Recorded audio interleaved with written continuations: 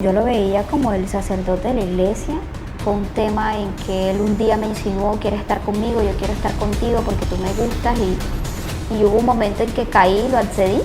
Tengo que decir que tuve sexo con el padre, tuve muchas veces relaciones sexuales con él.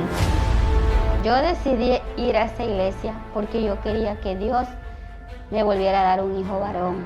Él se me recostó por la parte de atrás de mi cola. Dijo: no se preocupe, hermana, me provocó hacerle esto. Yo le dije: mal echen usted, pastor, eso no se hace. De aquí delante de mi esposa, con la esposa agarrada de mano. Yo anoche tuve un sueño, hermana, que yo la vi en una playa del mar, en una ropa de esa de encaje negra, brasier y ropa interior. Y yo le miraba ese chochito tan lindo que se le veía así.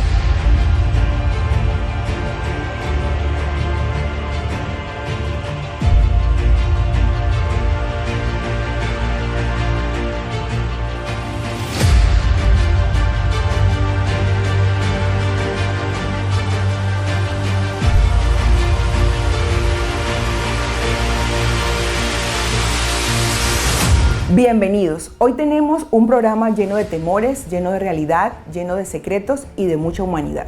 Hoy tocaremos un tema interesante pero del que poco se habla: sexo y religión. Para el Ministerio de Interior, en el 2021 existían 9.297 entidades religiosas, de las cuales 147 están en el departamento del Cesar y 87 aquí en la ciudad de Valledupar. El artículo 19 de la Constitución Política de Colombia indica que este país tiene diversidad religiosa, es decir, libertad de culto. Según un estudio realizado en el año 2020, el 57% de los colombianos pertenece a la Iglesia Católica, mientras que el 21.5% de nuestros compatriotas pertenece a iglesias cristianas. Esto nos deja ver, Ubaldo, que existen gran seguidores tanto en la Iglesia Católica como en la Iglesia Cristiana Evangélica. Por tradición me congrego hace más de 10 años, pero estoy asistiendo desde hace 4 o 5 años porque hago parte de un grupo de la iglesia. Me identifico mucho, me gusta mucho la manera como lo hace el padre Dorian, su manera de evangelizar me gusta mucho y me siento identificada, y pues aquí estoy dentro de lo posible a escuchar la palabra de él o del sacerdote que esté. Me bautizaron en esta iglesia y desde que tengo uso de razón siempre he venido aquí. Me gusta sobre todo por el padre Dorian. Bueno, yo me congrego en esta iglesia porque de verdad que en esta iglesia encontré a Jesucristo. Yo empecé a asistir a esta iglesia y mi vida cambió totalmente.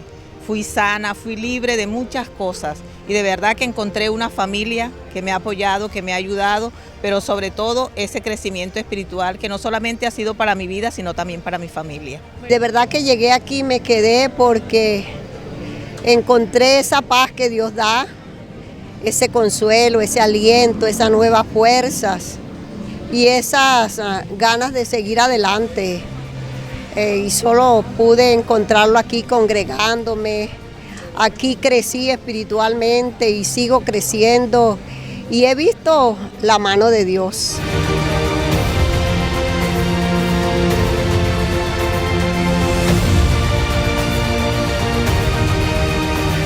La Iglesia Católica es la institución internacional más antigua del mundo, con más de 2.000 años de historia.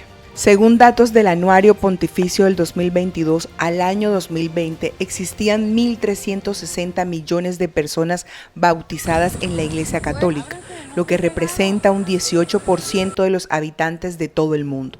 Su sede principal se ubica en Roma y actualmente el Papa Francisco es el máximo jerarca de los sacerdotes en el mundo, quienes deben entregarse al Evangelio para consagrarse a una vida de privaciones, entre ellas las sexuales, lo que se conoce como el celibato.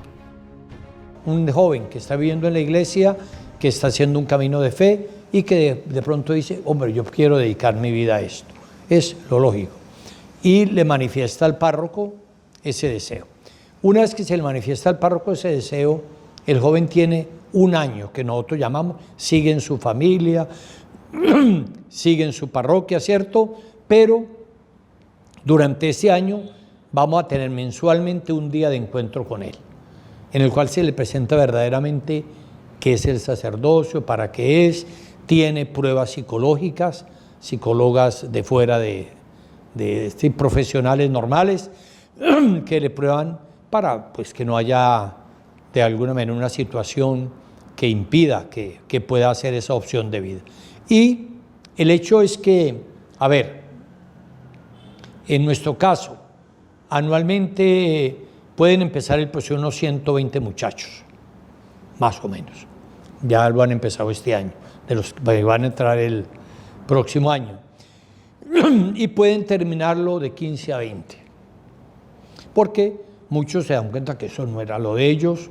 A otros, después de las pruebas psicológicas, psicotécnicas, también intelectuales, pues se les dice, hombre, este no es tu camino de vida, ¿cierto?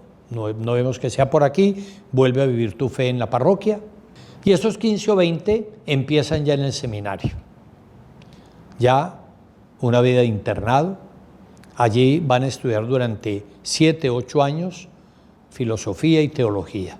Normalmente, al finalizar la primera etapa, que son 3 años, que son estudios humanísticos de filosofía, de psicología, de todo esto, ya han salido también más o menos la mitad de los que entraron, porque los formadores ven que no tienen las características humanas, de madurez, de fe, o ellos mismos se han dado cuenta, ¿cierto? Y ya empiezan la última etapa, que es la etapa ya de los 4 o 5 últimos años, 4 de teología y 1 de experiencia pastoral, porque una vez que terminan, se les manda 1 año también a una parroquia a ver que ellos ya allí vean si realmente apuestan por esa vida cristiana, ¿cierto? Y bueno, después de eso, la persona tiene que haber llegado a varias convicciones. Una, que puede vivir el celibato, que puede consagrar su sexualidad realmente al servicio del Señor, optando verdaderamente por servir al Señor y a la iglesia no más, que obviamente que es uno de los campos más difíciles para una persona, y siendo un joven normal, la mayoría pues quisieran tener su familia, su esposa, y cuando renuncian a algo, pues es como dice el Evangelio, dejar padre, madre, hermanos, posibilidad de tener hijos por Cristo y por el Evangelio. Y ya después de terminar ese proceso, se ordena sacerdote. Entonces ya ve que tiene la posibilidad de vivir el sacerdote y de prometer a la iglesia que se va a mantener célibe, ¿cierto?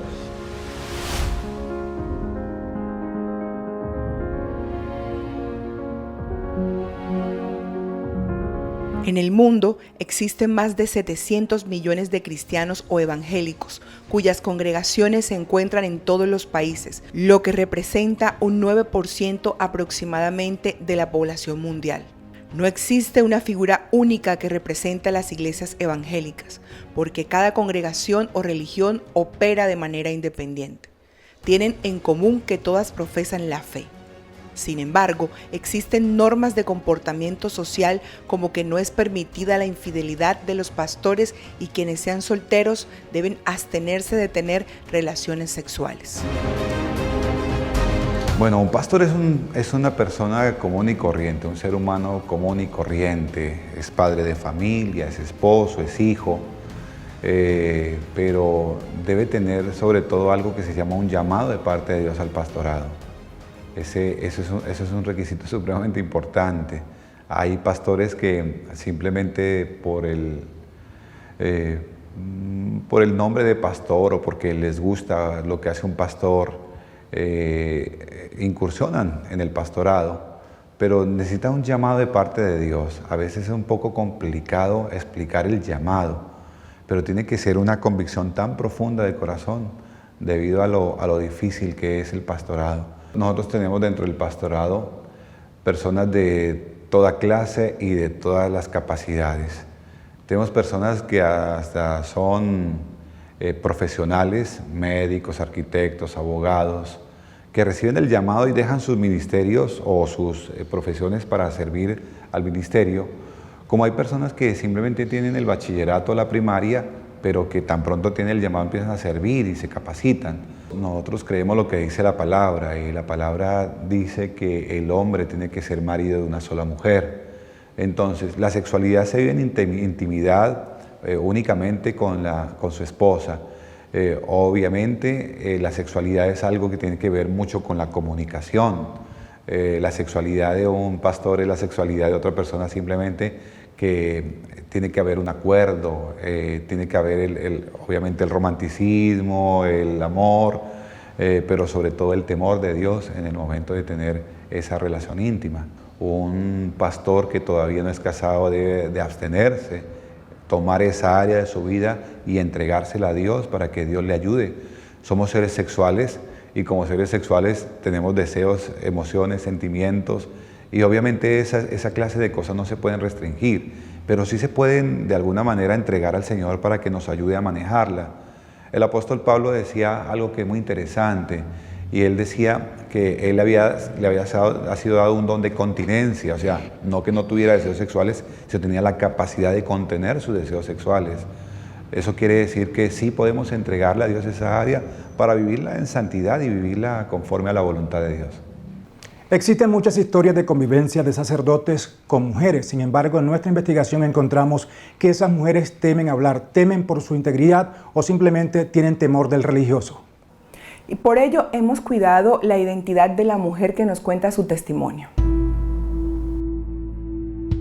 Tengo cerca de 4 años de estar asistiendo a esa iglesia. Yo lo veía como el sacerdote de la iglesia, el sacerdote al que le escuchábamos las homilías en las iglesias, pero me acerqué porque hubo un momento en mi vida que tuve muchas crisis emocionales y empecé a intentar conseguir una cita con él, que no es fácil. Ahí empezó mi cercanía pues distinta, a llegar a una feligresa a la iglesia y sentarse a la banca a escuchar la misa.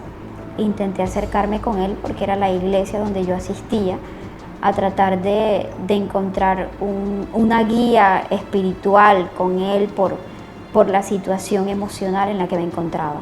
Llegaba a buscar a Dios, a buscar a la persona que pues los sacerdotes son los representantes de Dios en la tierra, pues se dice, y llegaba como una feligres más, como una devota más, y que siempre he estado en la iglesia católica a escuchar la palabra, y lo busqué a él por ser el sacerdote de la iglesia donde yo asistía y que de hecho me quedaba cercana al lugar donde vivía. Que era muy difícil verse con él independiente de la misa porque era muy difícil acceder a una cita o no sé si sigue siendo muy difícil. Nuestra cercanía empezó después de yo contarle mis problemas, mi situación emocional y pues de esperar consejos o una guía espiritual de su parte, que era el sacerdote de la iglesia donde yo asistía. Yo hubo un tiempo en que pues no estuve y ya él ya me preguntaba en tonos distintos, ya como hombres lo empecé a ver en otros escenarios distintos a la iglesia, pues intercambiamos números de teléfono porque él de vez en cuando me preguntaba por mi situación emocional, cómo seguía o cómo me sentía. Él me mandaba mensajes de cómo estaba o me llamaba, cómo me sentía y pues ahí empezó una cercanía diferente. Me acorraló con muchas preguntas e insistencias, como que cuáles eran las razones por las que yo demoraba un tiempo de buscar una cita con él, alguna razón y ya el tono de la conversación fue distinto. Pues ya yo empecé a ver que ya él no me saludaba igual. Y una vez me hizo una llamada y llegué donde él me dijo que llegara. Yo llegué a buscarlo, yo llegué a la cita y pues ahí empezó ya una relación, ya no como sacerdote, a una feligres, ya fue diferente. Cuando salimos, sí me dijo claramente que quería estar conmigo, si yo lo aceptaba. Él me lo preguntó directamente.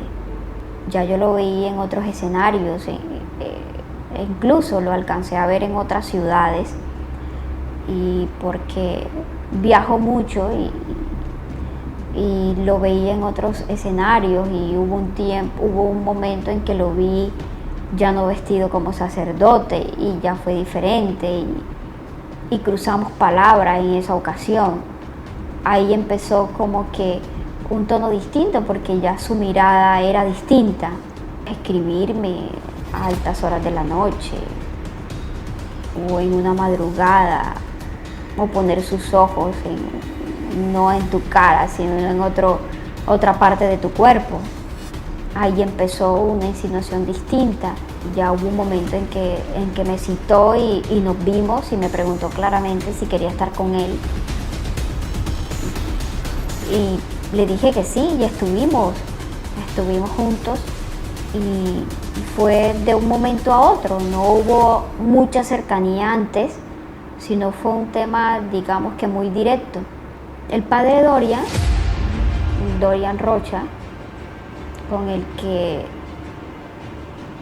pues tuve mucha cercanía y nos vimos muchas veces, primero como sacerdote y después como hombre y como mujer. Nos vimos muchas veces, estuve con él y no puedo decir que hubo mucho tiempo de un tema de enamoramiento. Fue un tema en que él un día me insinuó: ¿quieres estar conmigo? Yo quiero estar contigo porque tú me gustas, y hubo un momento en que caí y lo accedí.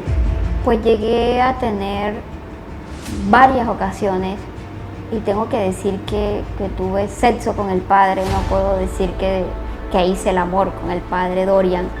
Tuve muchas veces relaciones sexuales con él, y siempre fue que él me llamó, que quería hablar conmigo, y llegaba y nos íbamos para un sitio X donde podíamos tener sexo, y tuve relaciones con él.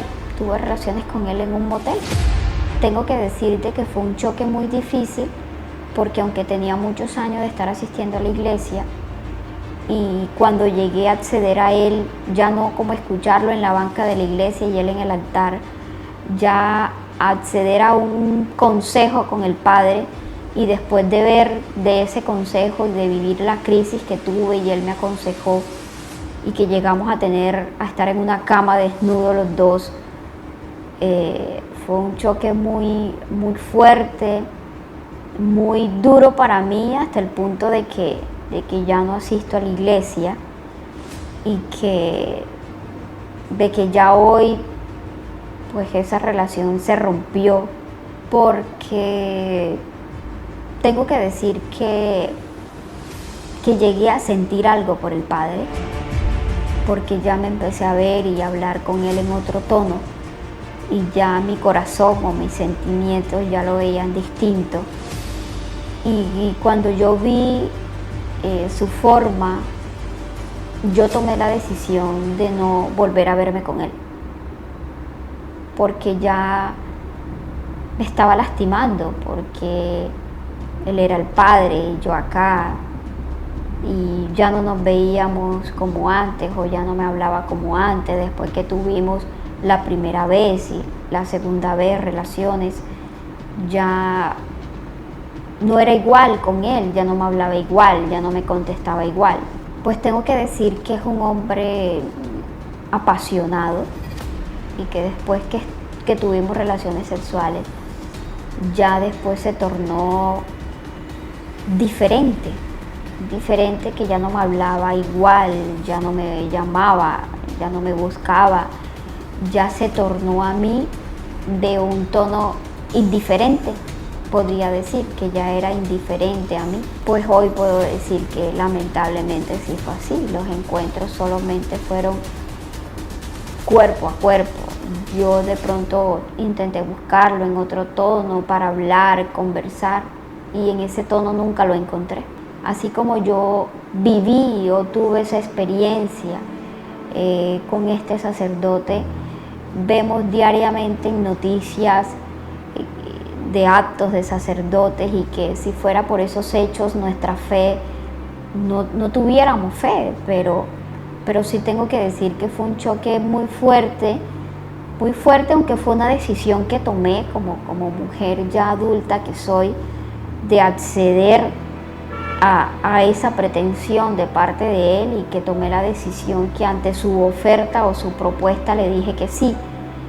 Pero más bien he tratado de buscar aún más a Dios y de buscar su perdón, porque sé que aunque yo pequé con meterme con él y que no podía hacerlo porque por la investidura o por quién es él, pero sí me ha alejado de la iglesia a raíz de eso.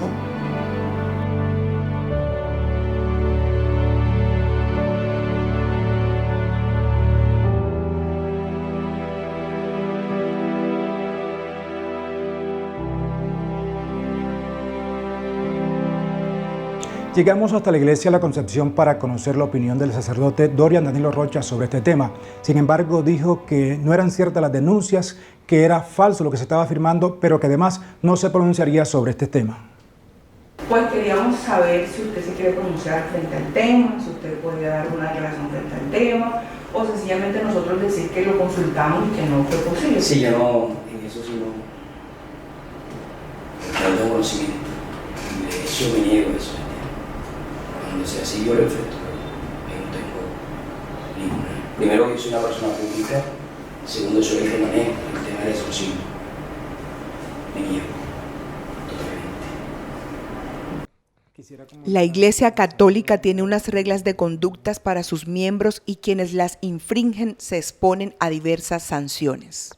Es el caso del pecado. Ahí hay pecado, ¿cierto? Ahí no hay un delito ni hay un abuso, porque hay un pecado de él, del sacerdote y de la feligres, porque ella como fiel sabe que el sacerdote no debe hacer eso también. Y en el momento en que el obispo se entera de la cosa, pues la tiene que investigar, como ya te decía, al sacerdote inmediatamente lo suspende mientras se hace la averiguación. Si está verdaderamente arrepentido, ¿cierto? Lo manda un tiempo de eso. A la mujer que de tonto estuvo involucrada, pues también a nivel de iglesia le pone unas restricciones, y si terminado ese periodo la cuestión se mantiene, también puede proceder a expulsarlo o puede darle una oportunidad de arrepentimiento.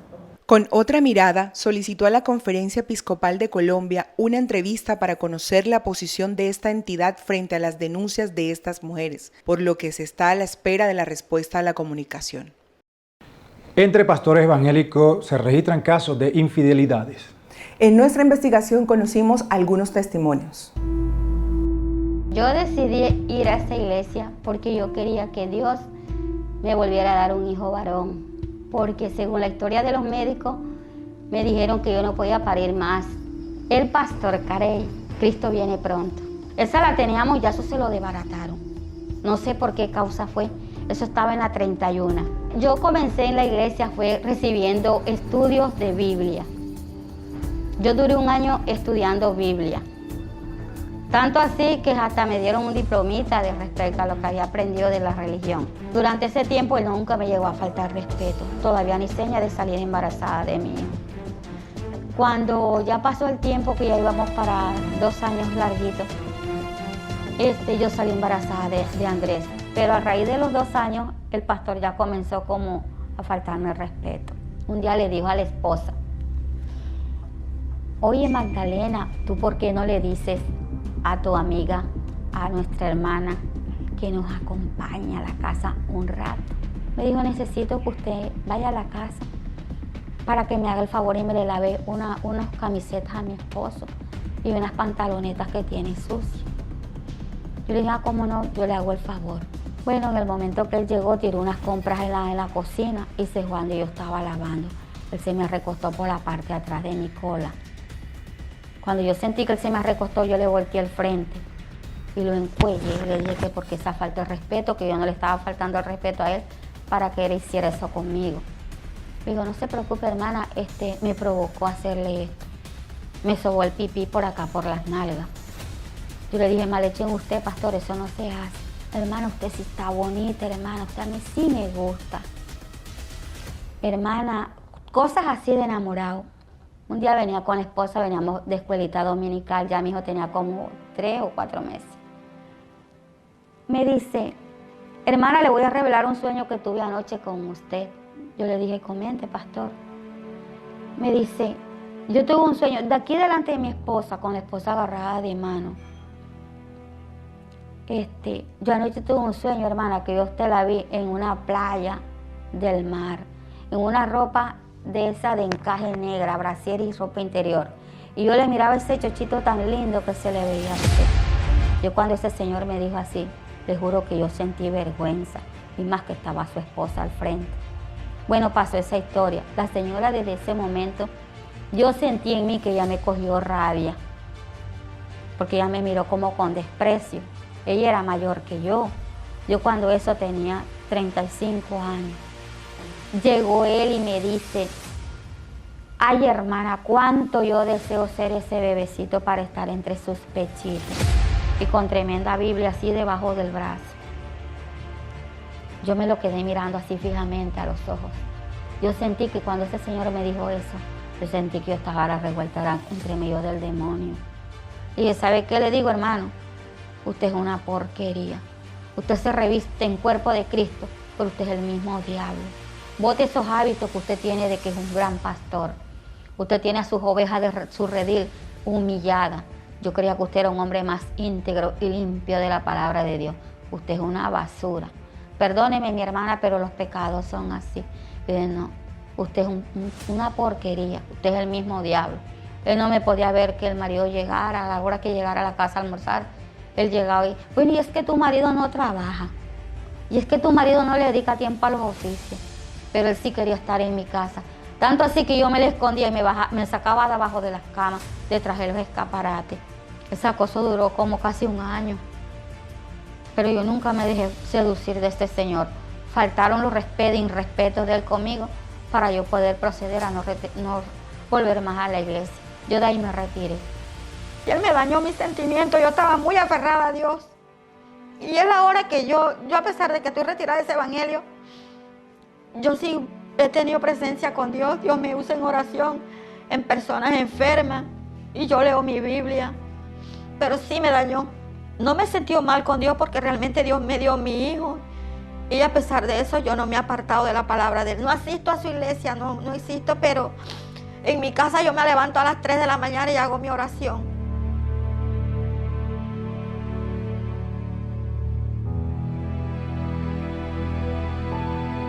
Los pastores evangélicos se encuentran agremiados en asociaciones en cada ciudad.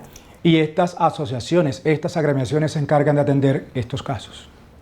Nosotros dentro de la asociación tenemos un comité de ética y obviamente nosotros nos regimos a la palabra de Dios. Gálatas capítulo 6, versículo 1 dice que si alguno es encontrado en alguna falta, que nosotros tenemos que ir con espíritu de mansedumbre y ayudarle.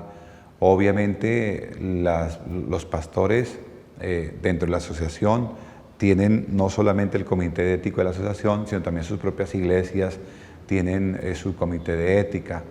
Entonces, cuando un pastor falla, hay que trabajar mucho en esa área. ¿Por qué falló? Una persona no falla porque sí. Una persona no falla simplemente porque tuvo deseo de fallar. Una persona falla es porque hay un faltante, hay un vacío dentro de su familia, en su relación matrimonial. Y hay que ir a trabajar en eso. Por lo general, el pastor es apartado de su cargo, es apartado para trabajar esa área. Una vez restaurado, el pastor toma la decisión si regresa al pastorado o se queda cumpliendo otra función. Pero siempre tiene que apartarse para trabajar esa área. Intentamos ubicar al pastor Carey para conocer su opinión sobre esta denuncia. En la iglesia Cristo Viene Pronto aseguraron que hace muchos años se retiró de esa congregación. Lo que conocimos es que abrió una iglesia en Fonseca, La Guajira, pero no fue posible ubicarlo. Es evidente que el testimonio de estas mujeres deja secuelas en todos, ya que el ser humano tiene necesidades básicas. Una de ellas es la sexualidad, que es tan importante ya que permea todas las áreas de la vida de las personas. Después de ver todo esto que nos han comentado hasta acá, es importante que tengamos en cuenta 3 puntos claves. El primer punto clave tiene que ver con esas normas que se les imponen a las personas que lideran este grupo de personas, como la vestimenta, la imposibilidad de relacionarse en algunos contextos sociales que hacen parte del desarrollo de la persona, normas como la imposibilidad en algunos casos de tener una familia, de tener una relación de pareja. Todo esto al final lo que nos muestra es que pues las necesidades básicas siempre van a estar. Y si nosotros de alguna manera no suplimos esas necesidades básicas, pues empezamos a ver cómo se deforman, cómo se empiezan a utilizar las jerarquías, la vestimenta, la forma en que yo me relaciono con la gente que lidero para aprovecharse pues de este tipo de condiciones. Una segunda parte que es supremamente importante a tener en cuenta es la diferencia entre la religiosidad y la espiritualidad.